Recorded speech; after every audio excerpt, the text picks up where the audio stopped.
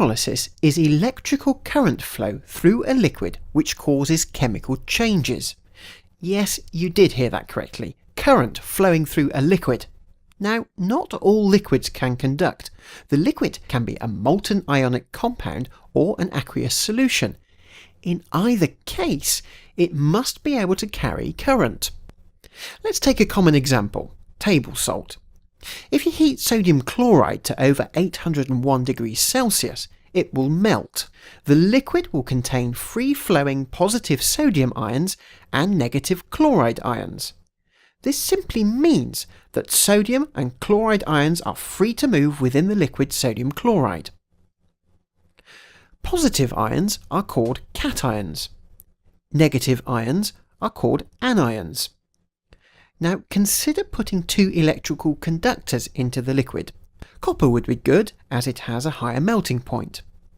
Nothing happens to the ions at this point, but if we connect the two bits of copper to an electrical cell or power supply, then things start to get interesting.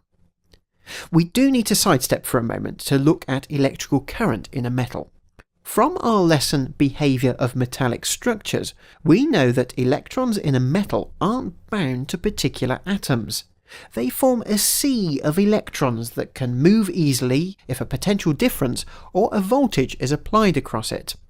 This could be from an electrical cell or a battery. The electrons will begin to drift towards the positive terminal of the battery, and this is what happens when current flows. Current is the movement of charge. In this case, electrons. Now, let's go back to our molten sodium chloride. We've added our copper wires, let's call them electrodes, and now we'll connect these to an electrical cell. The electrons will start to flow in the wires, and this will cause one electrode to become positively charged and the other negatively charged. This has an immediate knock-on effect in the molten sodium chloride, which you'll remember is a mixture of sodium cations and chloride anions. Anything positively charged in the liquid, in this case the sodium ions, is going to be attracted to the negative electrode. And anything negatively charged, in this case the chloride ions, is going to be attracted to the positive electrode. This is because opposite electrical charges attract. When the ions meet the electrodes, electron exchange happens, and this triggers a chemical reaction. Solids can form, gases can be given off, and new solutions can be left behind. It all depends on the liquid and what material the electrodes are made from. There is more detail about this process in our lesson Interpreting Electrode Equations. There are special names for the electrodes, which are usually metal plates with a larger surface area than a piece of wire. The positive electrode is called the anode, it attracts anions, and the negative electrode is called the cathode, it attracts cations. The liquid is effectively conducting electrical current.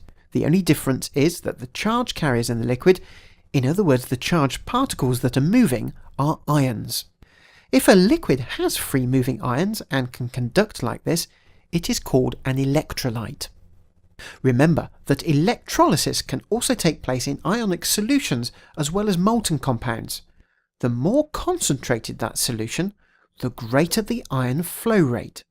Ion flow rate can also be increased by increasing the potential difference or voltage across the cell. We'll be studying several examples of electrolysis in more detail in other lessons. For the time being though, here is a summary of the key ideas about electrolysis.